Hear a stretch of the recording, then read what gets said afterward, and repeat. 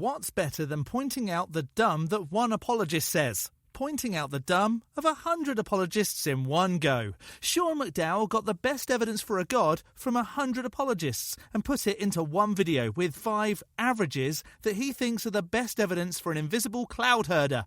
What do you think these 5 best things will be? Let's find out.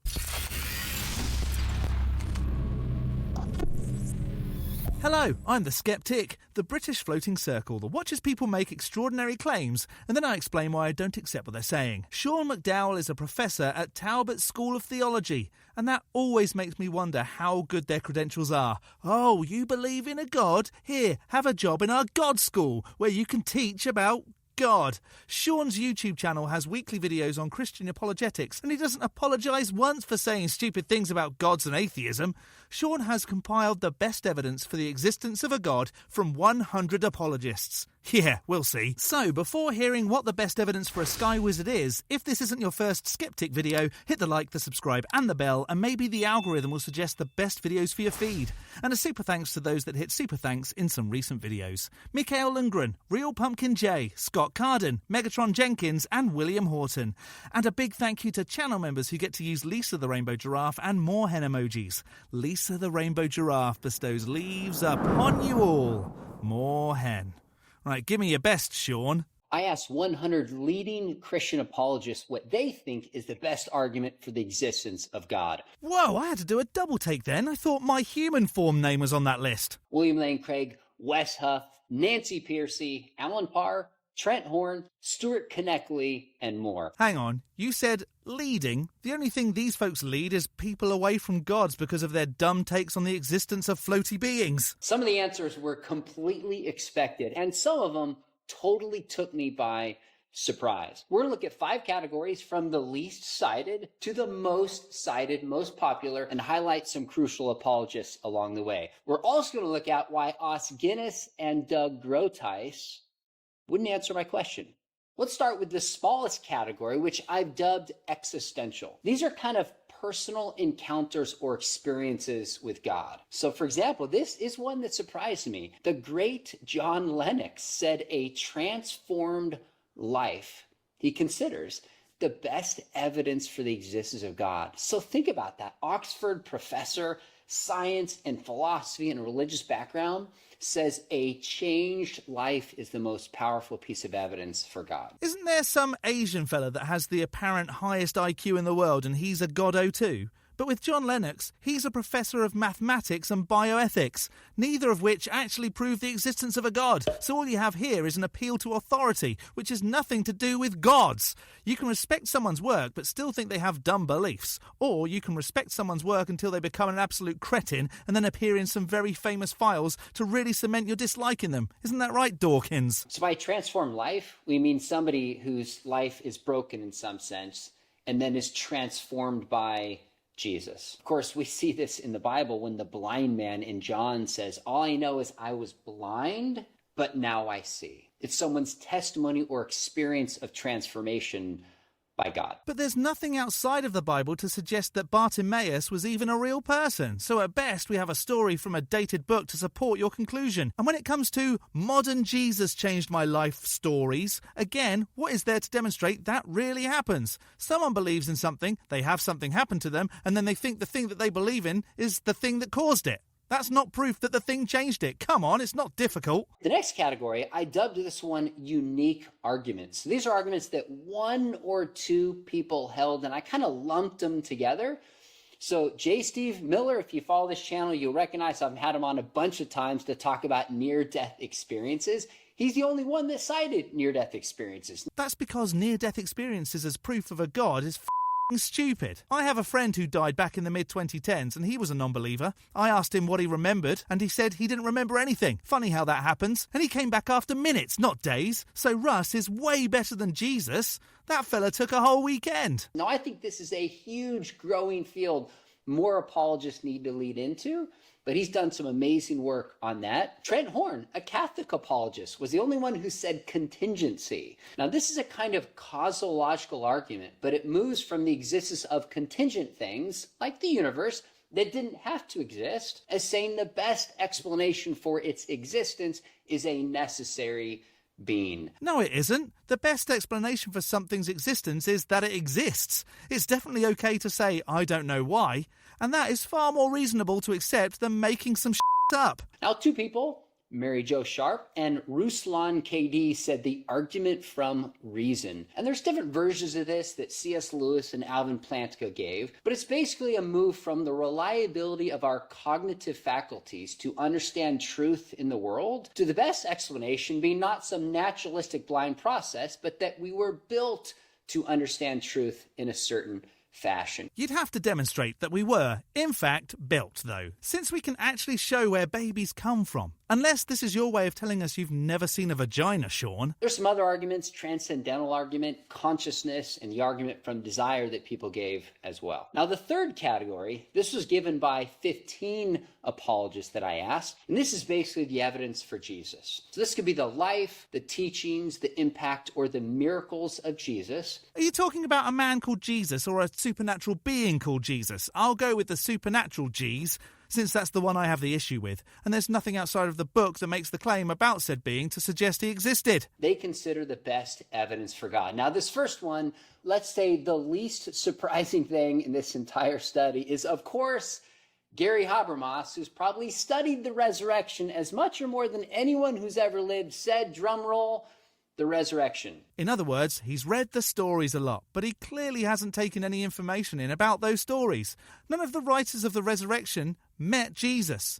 They were written decades after it all supposedly happened, and there are massive mistakes in each story that doesn't line up with the others. But Catholic apologists Stephanie Gray Connors and Stuart Conneckley also specifically said the resurrection. Now, interestingly enough, my father, Josh McDowell, was the only one who responded with fulfilled prophecy. Now, he's made a case for the scriptures and the resurrection, but fulfilled prophecy being the most compelling evidence for the existence of God. Fulfilled prophecy? Come on now. Some wishy-washy words that may have a slither of coincidence in regards to something that happened. Give me a prophecy that says something like, on the 14th of March 2026 at 5 p.m. Eastern Time, the skeptic will release a video and in it will mention the one true rainbow deity, Lisa the Rainbow Giraffe, leaf be upon her, and I might accept it. But saying the end times are coming and then something bad happens and everyone freaks out thinking it's the end times isn't fulfilled prophecy. Just move on.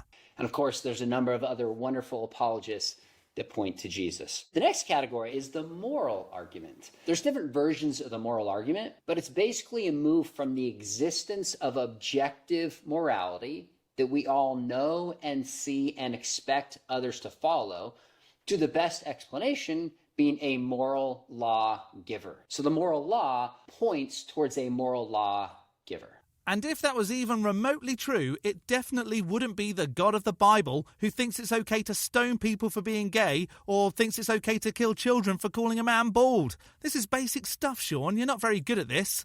And that's coming from this dumbass. So this is actually 23 people gave this. Now this first one, no surprise, Paul Copan, who's been one of the most able and consistent defenders of the moral argument for God today. But also Wes Huff, Gavin Ortland, the one and only Greg Kokel. We've got a UK apologist in here, Justin Brierley, and Nate Sala also point towards the moral argument. And you just listed some folks who believe that their morals only come from a floating man in the sky and that probably wouldn't be moral if they didn't believe in the floating man in the sky. The number one category, and you could probably know what it is by this point, 52 of the apologists I asked said creation.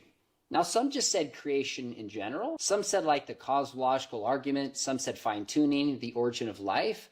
But something about creation pointing towards a creator was the number one response. Hang on, you asked 100 and 50-something said creation and yet only 47.7% are listed? That's like the easiest way to work it out. One person is 1%.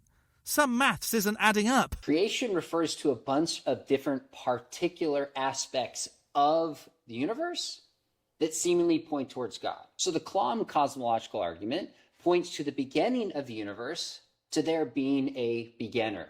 Oh my, I know I make mistakes sometimes, but this one is obvious. There, not there.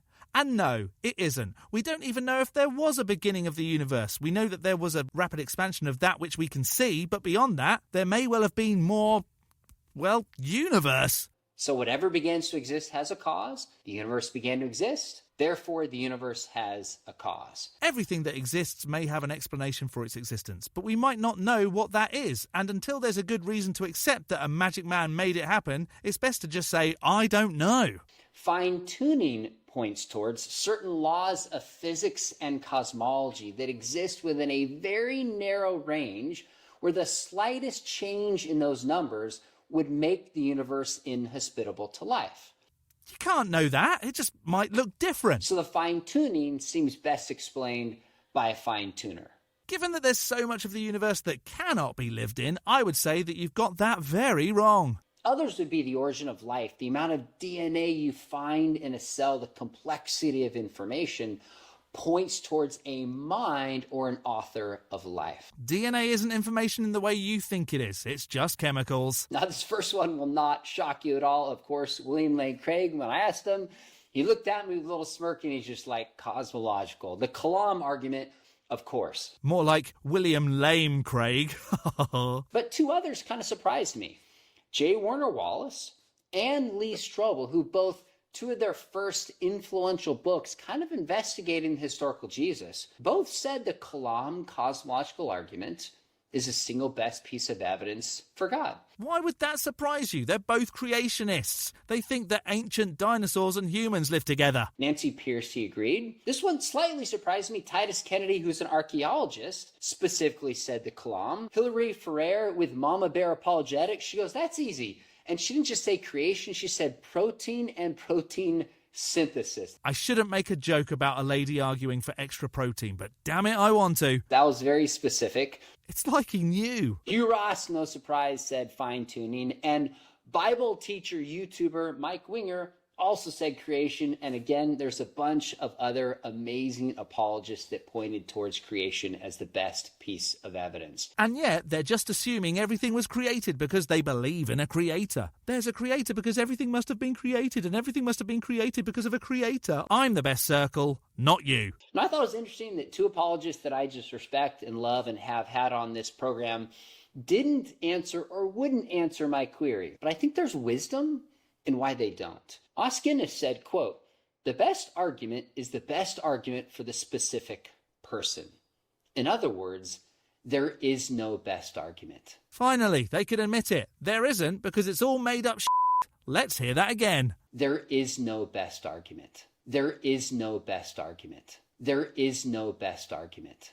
There's a lot of wisdom in that. Instead of saying, here's what I think is the best, I'm going to force it on you, is finding what's interesting for a person and try to prevent something that might be compelling to them. Doug Groteis said, I cannot do that. Too simplistic. It depends upon what best means. I'm a cumulative case guy, so I think we need several to make the case. You shouldn't need any, mate. If there's a God, it would be obvious that there was a God. None of this, I think morals or experience BS. There isn't that. Just dopes pretending that they have the best evidence and failing to present it every time. Though they say it with such confidence, others just accept it. Now that didn't surprise me because Doug is a careful philosopher and wanted to nuance things. But there's something that said, I actually think most apologists in this group would agree that it's not just one argument. It's the weight of different arguments, philosophical and moral and experiential and historical. Nope, I'm currently a talking circle. I can demonstrate it because here is a talking circle. Boom. You don't need the weight of other circles existing or people doing donuts in car parks and whatnot. It's just f***ing obvious that what is on the screen is a talking circle. That point towards the existence of God, and particularly the Christian God. And I know some of you watching this might be thinking, what's my argument? I actually really wrestled with this, but if I had to pick one, I think I would go with the moral argument. And I think the reason is because it's not just intellectual, although it is. I think you meant isn't.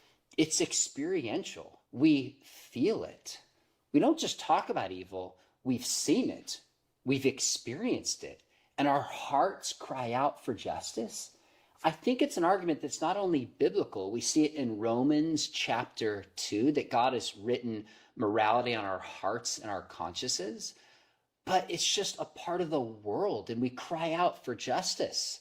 I'm not hearing evidence for a God. I'm hearing that you just want some justice for bad things, which you can get. Secular laws exist, buddy. And I'm convinced that a biblical worldview offers the best response. So I want to point towards the resurrection, but if I had one argument, I think I would probably use the moral argument. Now, I tried isolating different groups in the data.